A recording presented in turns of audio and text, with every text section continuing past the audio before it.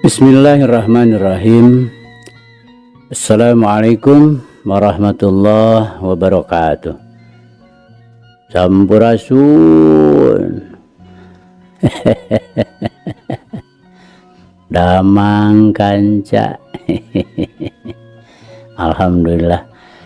Alhamdulillah abadi nawengi ieu sareng Kang Kevin masih tiasa nyarengan kanca kanggo ngalajengkeun dongeng anu maneh hanca tangtosna ge anu katunda dina wengi kamari kanca.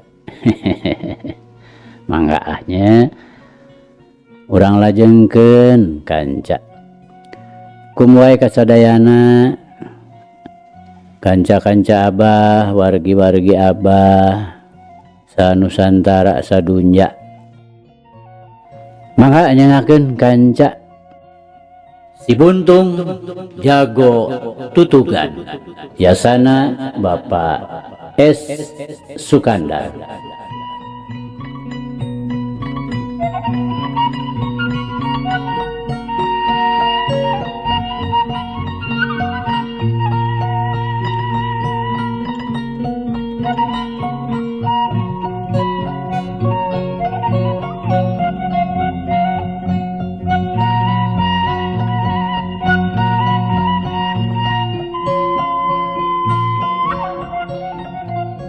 Kamari teh kanca parantos dugi ka pamajid terus nyelester sugan we atuh manggih deui katerangan anu leuwih jelas. Teu aya. Naon atuh nya? Aya kita, aya. Anjeunna teh sok nganggo lelepen perak, panonna pirus mani bolotot. Oding gancang nerangkeun. Kakara inget ayeuna mah. Duit kadinya nya kanca. Mangga. Urang lajengkeun.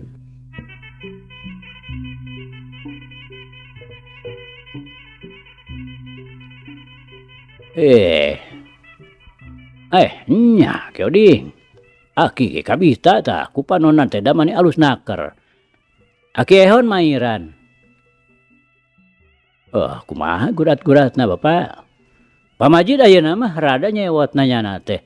Lantaran hatena geus yakin yen eta jalma nu sok nganteuran daun kawung teh tangtu mursan anakna Aki Musani.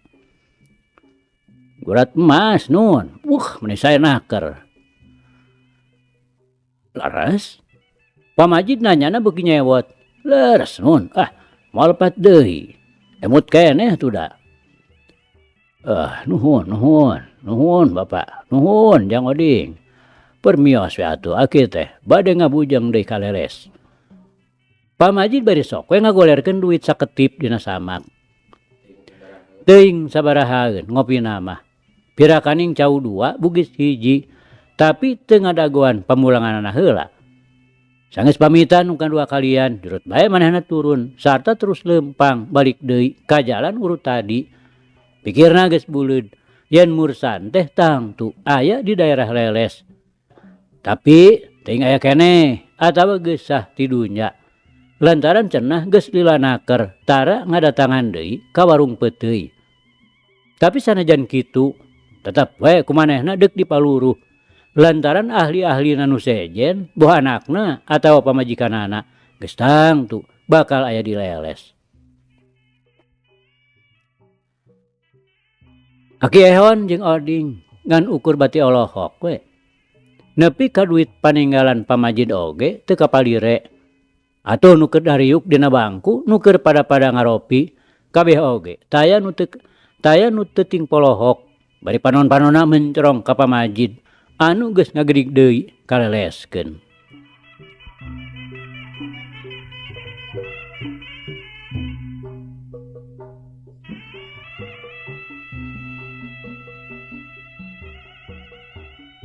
Kanca dangu sadayana sajajalan bari ngagedig kaleleskeun.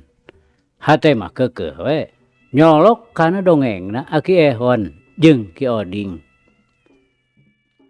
Dupikeun pamajid mah geus buleud we sangkaanana. Yen jalma nu didongengkeunana tadi teh pasti mursan. Cocok naker jeung cirina nyaeta daun celina rawing sabelah jeung ngabogaan ali mata pirus urat emas. Nganu teu boleh jadi pikiran teh, nah kira-kirana aya keneh atawana geus sah ti dunya. Jeung eta deui rada bingungna teh, ku teu bisa dikanyahoankeun ngaranna. Ukur urang leles we sarta pacabakanana kana jual beuli daun kawung. Tapi sanajan kitu, pikeun pamajid mah jol-jol geus gede hate we, piraku sugan make teu kapaluruh. Gampang deuk natanyakeun ka tukang daun kawung we, teu kurang-kurang nu daragangna di jero pasar. Ulah-ulah kabeneran bisa kapanggih jeung jenisna. Matak naon pang nataranganteran deui ka warung peuteuy teh lantaran ayeuna mah dagangna matuh di jero pasar. Mikir kadinya, pamajid teh geus teu ngurus di kacape. Lempangna beuki digancangan lantaran hayang buru-buru nepi. Ongkoh deui bisi pasar kabur bubar. Atuh cenah lamun jol-jol teu bisa kapanggih, deuk terus we diteangan bari moal ingkah jauh ti leles. Gampang pikeun ngarareb mah deuk di imahna kisah hudi we. Oge hal ieu teh ka Aki Musani mah moal waka dicaritakeun. Maksud mah nyaho-nyaho geus diringkeun we, mursan teh dibawa ka Tamak Baya. Beu, bisa kumaha heunteuing pibungaheunana nu jadi guru bisa panggih deui jeung nu jadi anak. Sasat ti heula teh mun barang mah geus dilapurkeun. Kabeneran. Tidid, aya wahon kaleleskeun. Ari di stop ari reg we eureun. Jelak pamajid milu sarta diukna dihareup ngareneng jeung supir. Atuh sakoteap naker geus nepi kaleles. Kuncung-kuncung teh sanggeus nanganhunkeun kanu mawa, bos we pamajid ka jero pasar. Nu daragang teh masih keneh rempeg. Atuh nu daragang daun kawung masih keneh ngaleuya. Nempat ngahiji jeung papada baturna. Heg direretan saurang-saurangna. Siga naker nu deuk balanya daun kawung. Tapi tatela nu keur dipaluruh mah eueuh. Sedengkeun nu daragang daun kawung teh mani raeng nalawarkeun daganganana. Lantaran disangkana pamajid teh anu deuk balanya. Sahanes. Itu kuring teh pugu. Aya kaparyogian. Pamajid bari goloyong we kanu dagang daun kawung pang sisina. Gog nagog teu jauh. Bade ngersakeun naon gitu, Pak? Nu dibawa nyarita teh nanyakeun, bari ngariuk kaget. Ieu bade aya nu ditaroskeun. Eta ujang. Manawi uninga kanu sok icalan daun kawung. Nu eta ujang. Nu daun celina palih katuhu teh rawing. Pamajid nembalanana semu nu kararagok naker. Tukang icalan daun kawung nu cepilna rawing, Pak. Katunya. Nu ditanya teh bari heg ngararetan ka batur-baturna. Sugan we meureun salah saurang aya nu rawing daun celina. Sanes dupi jenenganana saha? Pokna deui bari riuk beungeutna beuki kaget. Eger mah memang nya teu nyaho. Kata mah dikasurung ku rasa kapanasaranana. Dianggapna aneh aya jalma rawing daun celina. Mursan jenenganana teh ujang. Mursan? Teu aya, Pak. Dupi dagangna laras kitu di dieu di pasar leles. Nu numutkeun wartos mah sok ngider ka warung peuteuy. Namung cicingna mah saurna di dieu di leles. Duka di mana-mana mah. Margi da Bapa teh kirang parios. Saderek atanapi putra eta teh, Pak. Pun anak ujang. Waktos ngantunkeunana rorompok teh tos laminaker. Ieu ge manawi we ayeuna dipaluruh ka dieu teh pedah aya wartosna. waktu panginten kudu ngawartosanana nah teu dicarioskeun di mana panglingihnana Pak. Nu mawe henteu ujang. Teu terangeun. Ongkoh deui ka pendakna oge tos lami. Leres Pak, da teu aya Pak nu jenengan mursan mah. Sarengna deui teu katinggal aya jami nu rawing cepilna. Duka tah nu sanes mah. Kengera urang taroskeun. Nu dibawa ngobrol teh jung cengkat nyampeurkeun salah saurang babaturanana. Gerentes mawa carita. Nu antukna babaturanana nu sejen pada jual-jual nyalampeurkeun. Akhirna pisan aya 2-3 urang nu nyalampeurkeun ka Pamajid hayang leuwih tetela meureun. Dek we atuh ku Pamajid dicaritakeun deui. Tapi nya eta saurang oge luput taya nu nyahoeun. Ku kituna lolobana mah nu daragang daun kawung teh rata-rata umurna tacan kolot-kolot teuing. Malah lolobana mah daragangna daun kawung teh beunang disebutkeun kabeh dieunakeun. Jadi kanu ti heula-heula mah luput taya nu nyarahoeun. Puguh we tumrapna ka Pamajid teh mani ngadadak eungap. Teu beda we tinu ditindihan gunung. Bakuna mah tadina geus ngarasa pasti yen mursan teh bakal kapaluruh raratanana. Akhir-akhir betetep we poek taya kelemeng-kelemengna acan. Dek ditanyakeun deui ka warung peuteuy, puguh geus kitu buktina. Mere kateranganna teh ngabuntut bangkong. Cacakan lamun bapana Ki Oding aya keneh mah tang tu bakal meunang katerangan nu leuwih jelas. Geus karuhan kitu mah sabadana nganuhunkeun leos we. Pamajid indit deui. Tapi ari rasa kapanasaran mah tacan leungit. Susuganan we atuh bisa kapanggih. Da cenah ari tempatna mah tetela dileles. Begituna manehna teu buru-buru ingkah ti leles, tapi terus we ku kurilingan heula teu sirikna unggal beungeut direretan. Ngan barang geus leos ka ditu leos ka dieu nu dipaluruh teh weleh teu kapanggih. Gidig we Pamajid indit ka Cipancar. Nu maksudna deuk ngadatangan deui imahna Ki Sahudi. Puguh we didatangan teh teu burung ngarasa kaget oge mireung Pamajid ngarongheap teh. Tapi ganjang ku Pamajid diterangkeun ka Ki Sahudi. Yen rupana bae manehna teh deuk terus nganyrek 2-3 poe deui mah. Lantaran manehna ngadadak naker meunang bong bolongan. Yen nu deuk dipaluruhna teh cenah kawas-kawas aya di daerah leles. Sedeng andi mah harita teh kabeneran keur eueuh di imah. Cenah mah keur ngabersihan kuburan bapana. Ari Ki Sahudi nu memangna geus nyahoeun yen Pamajid teh sanyana mah keur aya nu diteangan. Nyaeta anakna Aki Musani. Kungsi ngadenge dongengna saliwat. Boh ti Andi, boh ti Pamajidna sorangan. Tapi manehna teu terus talete nanyakeun. Nepi ka bubuk leutikna.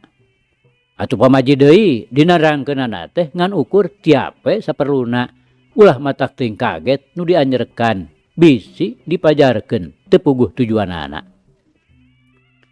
Bari reureuh nyirnakeun maneh. Ngadago Andi bet teu ngurunyung keneh bae. Tambah kesajut Pamajid turun ti imah anu maksudna deuk nyusul Andi ka pajaratan. Geus dituduhkeun pernahna ku Ki Sahudi. Ari Andi nya moal tereh-tereh balik. Sanajan bener ari ngabersihanana pajaratan mah geus beres. Jujukutan nu sakitu ngajejembrungna teh ayeuna mah geus bersih. Tapi nya kitu manehna kalah katerus we ceun neluk nyang hareupan taneuh kuburan. Anu ayeuna mah geus teu tembong muncugugna. Ngan nu tetep teu robah teh tetenggerna lantaran ti heula teh geus diganti ku Ki Sahudi ku batu nu cukup oge gedena. Atuh Plaksamoja nu bareto ditancepkeun lebah siraheunana. Ayeuna geus ngarangkadak jadi iuh-iuh taneuh kuburan. Sarta bari tepetot muragkeun kembang-kembangna nu mayak pak bodas. Abah, jalmi nu kapungkur ngabinasa ka Abah teh ayeuna tos sah ti dunya Abah. Sanaos leres maotna teh henteu langsung ku leungeun Andi pribadi. Namung Abah heabna hate anu kapungkur kantos diebrehkeun di payuneun pusara Abah. Ayeuna mah tos rarep. Bawi raos sumpah Andi teh parantos kalaksanakeun.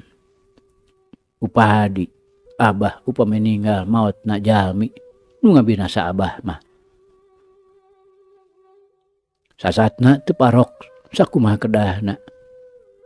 Anjeunna mah kapanggang kuburang tur dilebet piruang bagong pisan. Riogi kauninga Abah. Jalmi nu nandasa ka Abah teh manahoreng kantos mikanyaah ka Andi. Oge kantos ku Andi teh anjeunna di guruan elmuna, di alap pangabisana. Numawi Abah aya saena anjeunna teh maotna sasat ku lampah anjeunna pribadi. Namung nu janten jalana mah nya Andi keneh. Margi harita teh nuju patelak sareng Andi. Andi sajeroning cenderluk nyang hareupan tanah kuburan teh hatena mah teureun-eureun nyambat-nyambat ka jeunat bapana. Sedeng Cipanona terus murubut marengan geurentos hate. Abah sarengna deui peryogi kauninga. Ieu lalepen kagungan Abah teh ayeuna teh tos aya di abdi. Kapendak ti Pabahrowi nyaeta jalmi nu nandasa ka Abah. Disuhunkeun ridona Abah, ieu lalepen teh ku abdi bade didamel jimat. Andi bari ku siwal we nyokot ali tina sakuna. Ngahaja kumanehna teh teu dipake, tapi dibungkus, dipusti-pusti sarta diteundeuna oge dina kanyut kunang.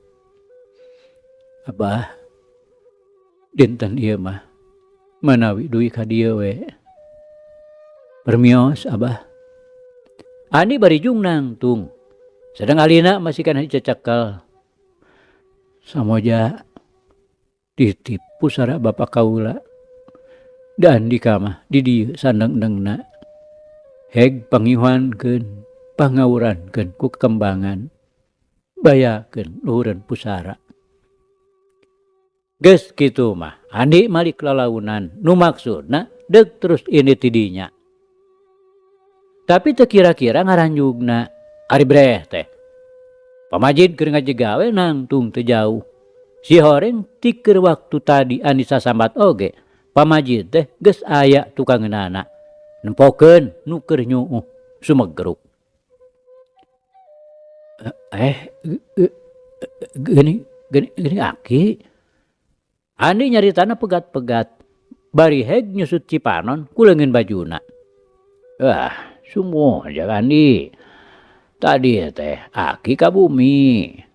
Atras bae ka dieu da diwartosan ku Ki Sahudi.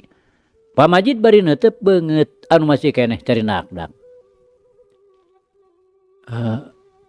Sanes aki teh muli. Wah, nu mawi jang Andi.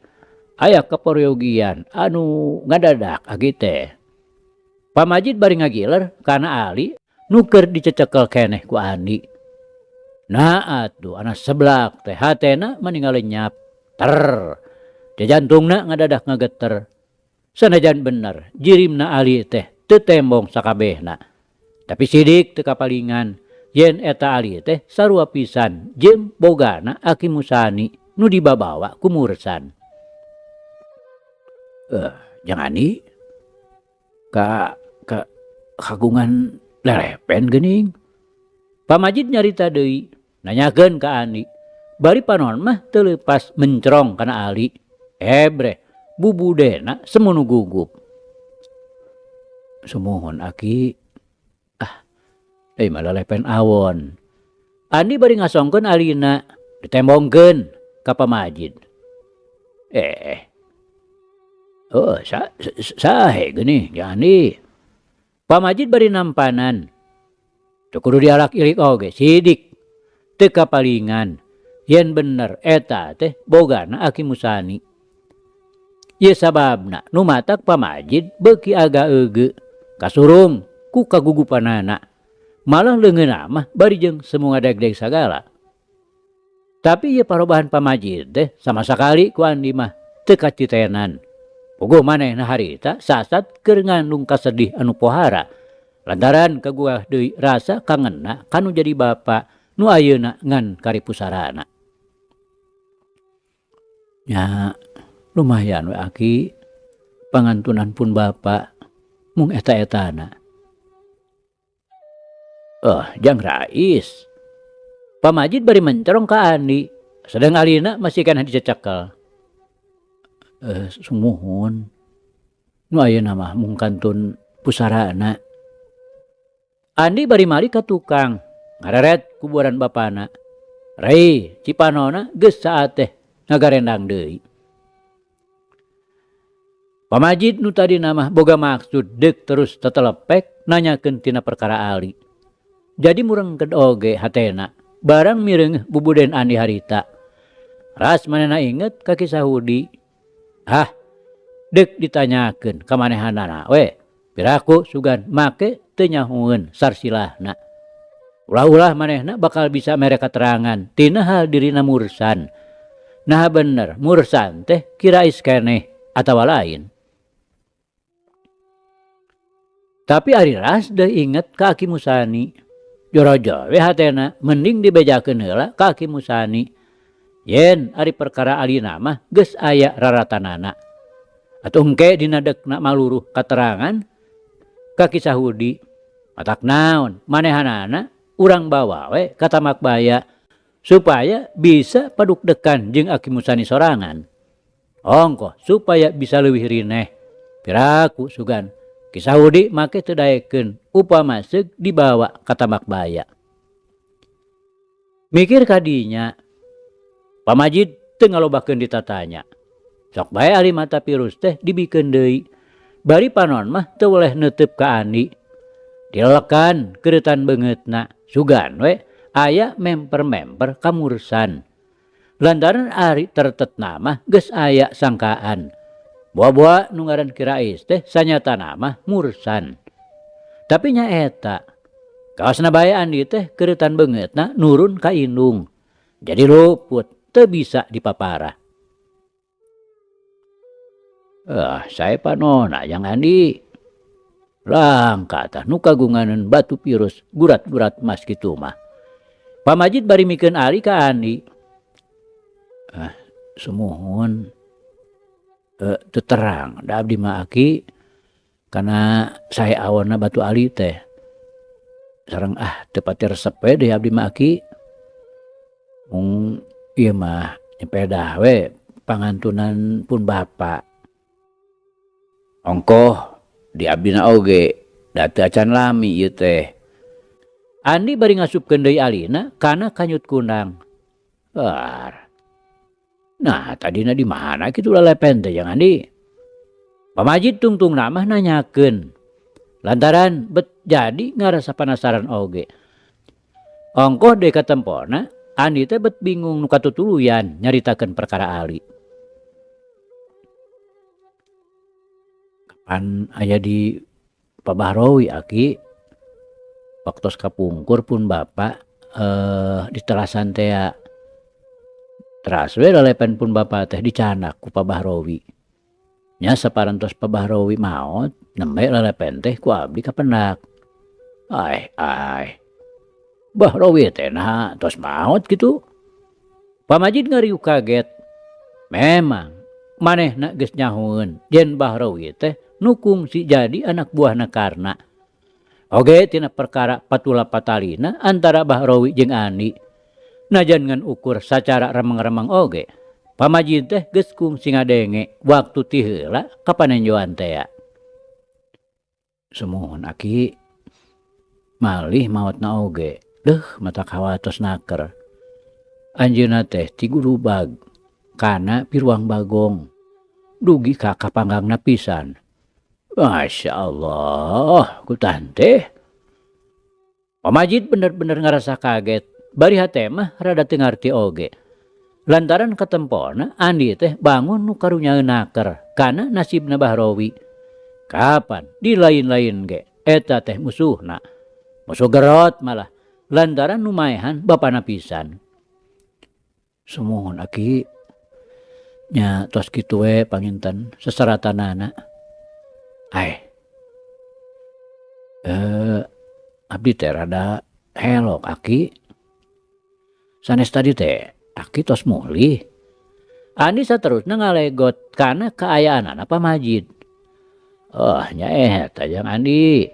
Aki teh aya nu hilap. Nu peryogi dibadantenkeun sareng paguru. Janten Aki teh bade teras ka Tambak Baya deui. Leres jang Andi. Nya sareng abdi we atuh. Jangan aya keperyogian gitu ka paguru. Teu aya Aki, ieu mah bade nganter Aki we. Teu kedah ngarepotkeun atuh jangan di. Sawios da moal lami Aki ge. Pamajid rada beurateun oge, lamun Andi rek ngabarengan. Lantaran tang tu moal jongjon babadamian jeung Aki Musani. Dijawab gitu teh, Andi teu nyarita deui. Ongkoh di daya pikirna anu memang kacida motekarna. Kumanehna jol-jol bisa ka judi we. Yen memang manehanana teh sakali ieu mah teu perlu marengan. Bisinya antara Pamajid jeung Aki Musani teh aya hal-hal nu kacida pentingna anu manehanana teu perlu nyaho. Malah kapan kumanehna oge geus kadenge. Cenah pangna Pamajid balik deui teh lantaran aya keperluanana ka Aki Musani. Kukituna sajroning laleumpang teh muru kalembur. Andi teu nyarita naon-naon deui. Malah dina leosna Pamajid init deui ka Cipancar. Maksudna deuk terus ka Tambak Baya. Andi ngan ukur ngajajabkeun nepi ka Tungtung Lembur.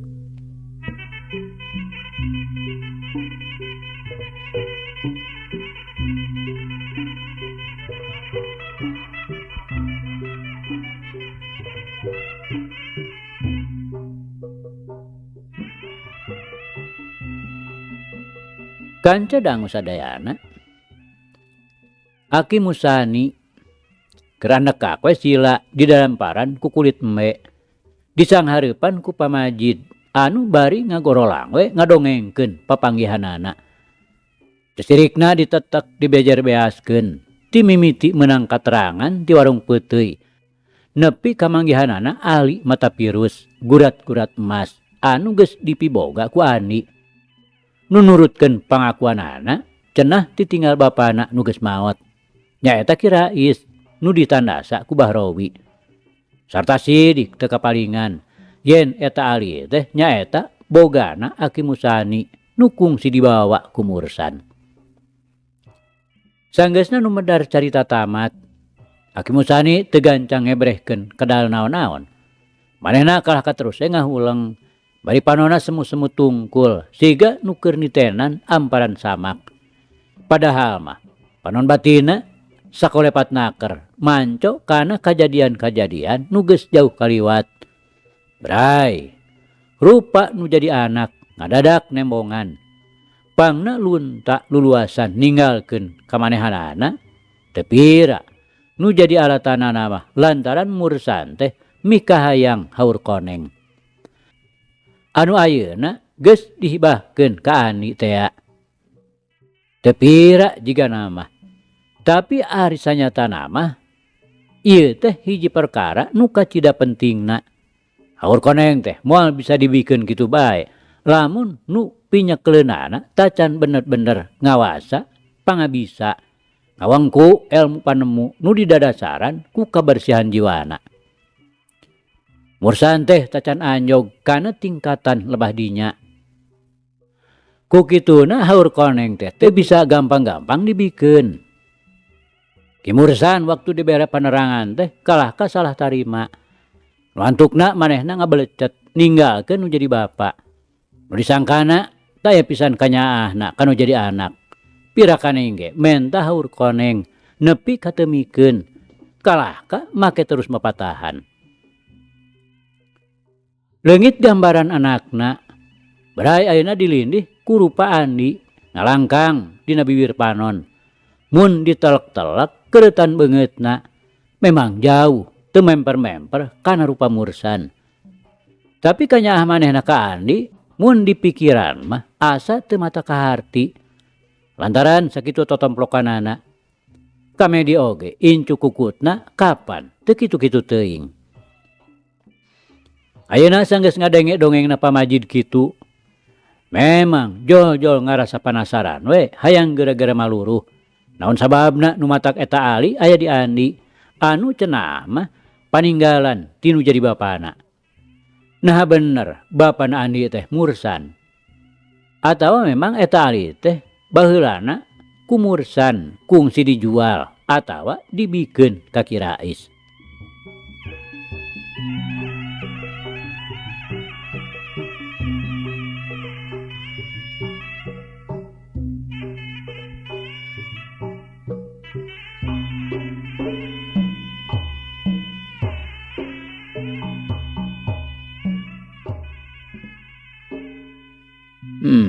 Ki Ajid.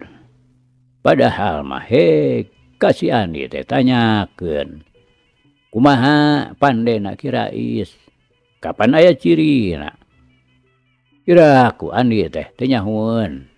Mun nya teh Andi anakna Mursan. Tangtu manehna ingeteun. Heuh ingeteun keneh kana Cacad ceuli bapana. Aki Musani akhirna nyarita. Bangun anu ngababeleh ka Pamajid. Sumuhun Pak Guru. Nuku abdi di emutan teh jalaran. Eta bubudena jang Andi harita. Sumono dimaksad deh. Bilih matak nambi-nambi raheut kana kaayaan hatena. Ari bade dipaluruh ka Ki Saudi. Bawi raos teh asa kirang jongjon upami di ditu mah. Raos pawur. Bilih ngabarubahkeun hatena jang Andi. Leung upami laras. Kumaha upami sanes. Kitu tah Pak Guru. Numawi maksad abdi teh. Numawi maksad teh Ki Saudina we urang bantun cenah ka dieu. Ongko deui supados langkung tumaninah we Pak Guru. Pamajid ngasongkeun alesan. Salah. Ari Ki Saudi kudu ka dieu mah Ki Ajid. Lantaran urang nu ngarasa perluna. Nya kapaksa we. Urang nu kudu nyamperkeun ka Cipancar. Janten kedah ditaroskeun di bumina bae kitu Pak Guru. Nya atuh nya Ki Ajid. Urang barang we jeung kula ka ditu. Pak Guru kitu bade ngersakeun angkat. Sawiah atuh ku abdi we. Teu naon Ki Ajid. Ongkoh kula teh geus ngarasa kesel deui. Keun sakali mah deuk liar. Si Medi mah moal dibawa. Keun we da moal lila ieu. Iraha atuh Pak Guru. Bade ayeuna bae atuh da teu acan sonten ieu. Urang isukan we Ki Ajid. Keun da loba keneh waktu. Teu kudu gurung gusuh. Ongkoh si Medina ayeuna teh pan keur ngalasuluh. Ari nyorangan mah budak teh taradaekeun buru-buru balik. Da eta sok bari jeung ulin heula. Pakatepelan atawa naekan sayang manuk. Aki Musani bari ngareret ka lebah lawang anu pantona kabeneran molongo. Lantaran kadenge aya nu gegeblik leumpang. Ari bre teh mana horeng Medi bari ngabengkot suluh garing sahurunan. Panjang umur budak teh. Diupat ngarong heap. Bisa tuh init ayeuna oge Ki Ajid. Itu geuning da budakna geus datang. Tapi urang kewe nyore-nyore supaya ka Cipancar datangna peuting. Kitu sae atuh Pak Guru. Upami laras teh. Pamajid teu kebat nyaritana. Kumaha kitu Ki Ajid? Aki Musani nanyakeun, lantaran Pamajid nyaritana teu diteruskeun. Sumuhun Pak Guru. Upami laras teh jang mursan abahna jang Andi nu kapenak teh mung ukur tilasna. Teu nanaon Ki Ajid. Mana kitu oge geus pastina. Pikeun kula mah ya pasrah we. Kanu maha kawasa. Ngan bae saeutikna hate kula teh jadi banglas meusan. Teu boga angan-angan. Banglas kumaha Pak Guru? Pak Majid ngariuk kaget lantaran teu ngarti kumaha alang ujurna caritaan nu jadi guru. Eta perkara haur koneng ayeuna geus dipiboga ku Andi. Margina kumaha gitu Pak Guru? Pak Majid beuki ngarasa heran. Nah guruna teh bet kalahka los nyaritakeun tina perkara haur koneng sagala. Kieu ya Ki Ajid anu sabenerna mah. Pangna si mursan minggat teh nu jadi lantaranana mah. Jaeta manehanana teh mika hayang haur koneng. Ku kituna teh da teu gana-gana dibikeun.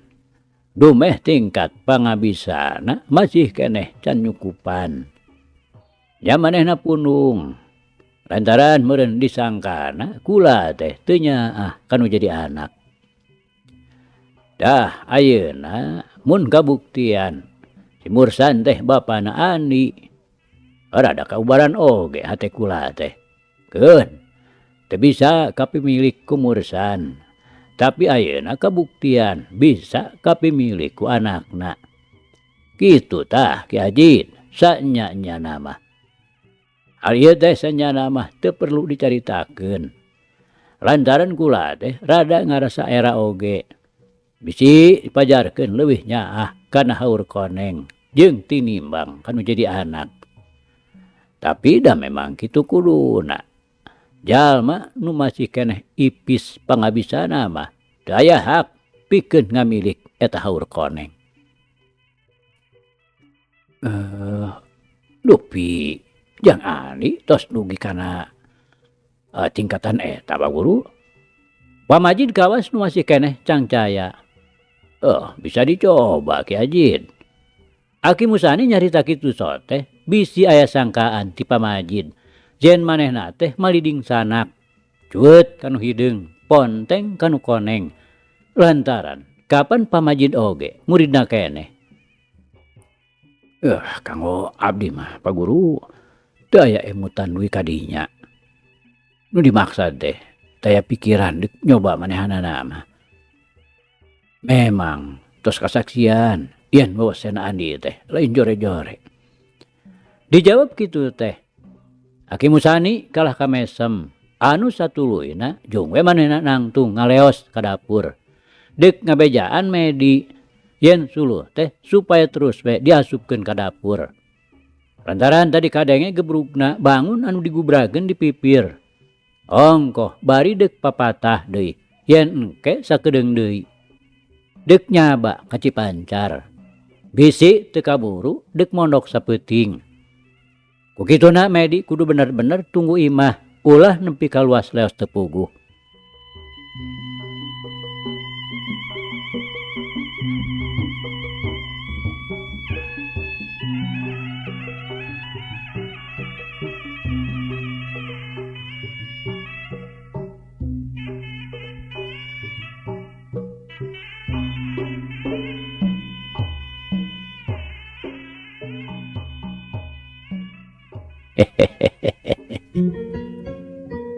Aduh kanca cak. Carita urang pungkas heula kancanya. Insyaallah enjing jaga ninggeto. Ieu hanca urang lajengkeun deui. Muga urang aya dina kasehatan bari aya dina Widi Gusti masih kena dipaparinan yuswa. Atur nuhun kanca. Atur nuhun. Ieu carita urang tunda di Hanjuang siang, teudeun di Handeuleum sieum. paragi nyokot ninggalkeun mangsa datang sampeur deui. Hatur nuhun, hapunten. Wabillahi taufiq wal hidayah. Wassalamualaikum warahmatullahi wabarakatuh.